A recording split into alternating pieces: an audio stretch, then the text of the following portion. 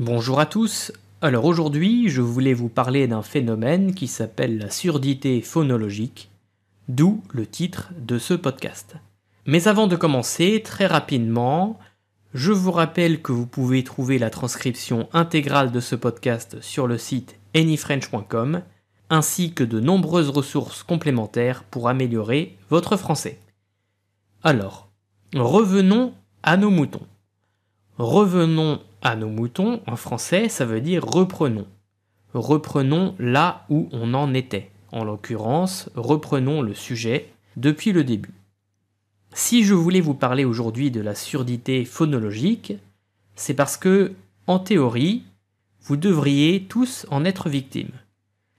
Alors, qu'est-ce que c'est la surdité phonologique ? Eh bien, c'est un phénomène qui a été observé depuis longtemps. Et le phénomène est le suivant: quand vous apprenez le français et découvrez les sons qui sont propres à la langue française, comme le R par exemple, qui pose souvent beaucoup de difficultés pour les apprenants, eh bien, si un son de la langue française n'existe pas dans votre langue maternelle, il est très probable que votre cerveau fasse naturellement le tri en utilisant sa propre référence linguistique comme point de vue. En d'autres termes, au lieu d'entendre le R français, vous allez littéralement entendre un R, le son R, qui se rapproche de votre propre langue. Vous croyez entendre le son R, mais vous ne l'entendez pas bien. C'est une des raisons qui va vous poser des difficultés à prononcer le R français ou d'autres sons propres à la langue française. C'est pour ça qu'une personne peut parler en français avec un accent parfait et mal prononcer certains sons, parce qu'elle aura comme référence sa langue maternelle.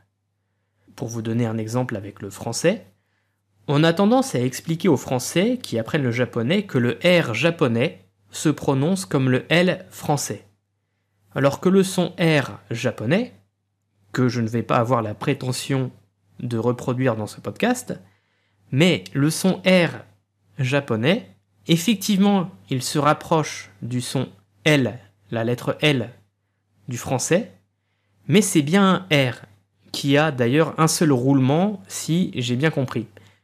Mais je vous dis cela parce que c'est très difficile pour un Français de faire la différence entre les deux sons. Et c'est pour ça qu'une personne peut faire des erreurs de prononciation. L'autre difficulté étant bien sûr que votre bouche n'est pas du tout entraînée à prononcer certains sons. Alors comment remédier à cela ? Eh bien, c'est très simple, ne vous contentez pas simplement de travailler votre prononciation, travaillez votre écoute et assurez-vous d'avoir bien entendu le son des mots. Pour cela, vous pouvez typiquement écouter un podcast, comme maintenant, un audio ou une vidéo, peu importe, et vous concentrer sur ce que vous entendez. Pas juste sur la compréhension, mais aussi sur la mélodie de la langue, sur les sons à proprement parler.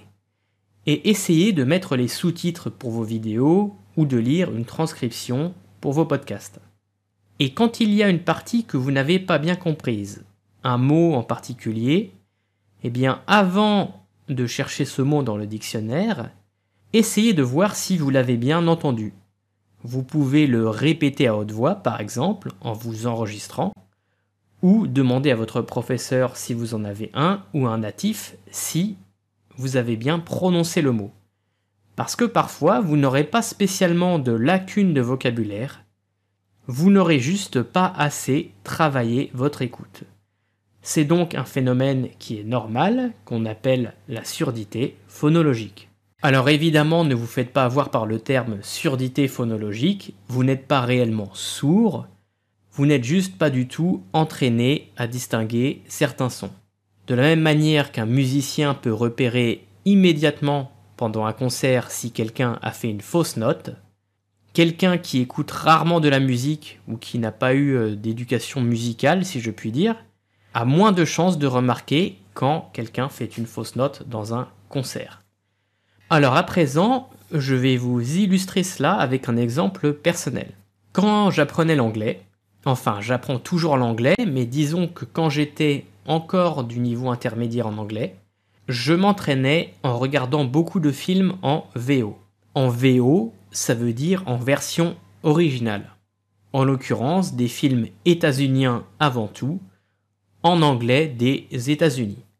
Et je me rappelle qu'en 2005 ou 2006, je regardais plusieurs fois le trailer du film Lord of War avec Nicolas Cage.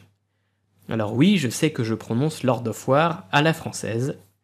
Donc je regardais ce trailer en VO, et à l'époque, je crois que je regardais ça sur le site Allociné ou sur YouTube, et toujours est-il qu'on ne pouvait pas activer les sous-titres en anglais comme maintenant. Pour vous donner un peu de contexte, au début du film, l'acteur, donc Nicolas Cage, est un trafiquant d'armes, et il fait un petit discours cynique.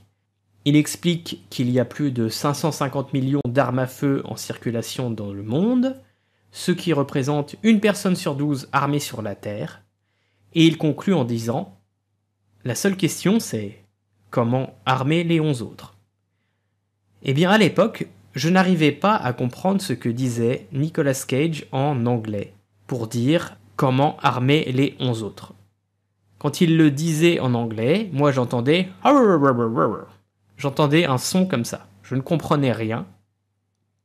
J'ai même demandé de l'aide à ma famille et à des amis qui n'arrivaient pas à comprendre non plus, parce que ce n'étaient pas des anglophones, donc c'était des Français, ils ne savaient pas. Et après avoir fait de nombreuses recherches, et je crois bien qu'à l'époque j'avais été obligé de chercher le scénario original du film, et ça m'avait pris plusieurs jours, toujours est-il que j'ai enfin compris que Nicolas Cage disait « How do we arm the other 11 ?» How do we arm the other 11? Ce qui se traduit, comme dans la VF, la version française, par « Comment armer les 11 autres ?» Alors, pourquoi je vous raconte ça ? Parce que la phrase « How do we arm the other 11 ?» je la connaissais, je n'avais pas de problème de vocabulaire. Ce n'était pas une phrase spécialement compliquée, mais c'est juste qu'il m'était littéralement impossible de comprendre Nicolas Cage à ce moment précis. Pourquoi ? Parce que mon oreille n'était pas assez entraînée à entendre les sons d'un anglais américain qui parle vite. Alors dites-vous bien que c'est très probable que vous ayez le même souci en français, et peut-être même plus souvent que vous ne le croyez. La bonne nouvelle, c'est que c'est normal. L'autre bonne nouvelle, c'est que ça se travaille et que ça passe avec le temps. Alors, la moralité de cette histoire, c'est ne négligez pas le travail de l'écoute, au sens propre du terme. Voilà, c'est tout pour aujourd'hui. J'espère que ce podcast vous a plu et je vous dis à très bientôt. Salut!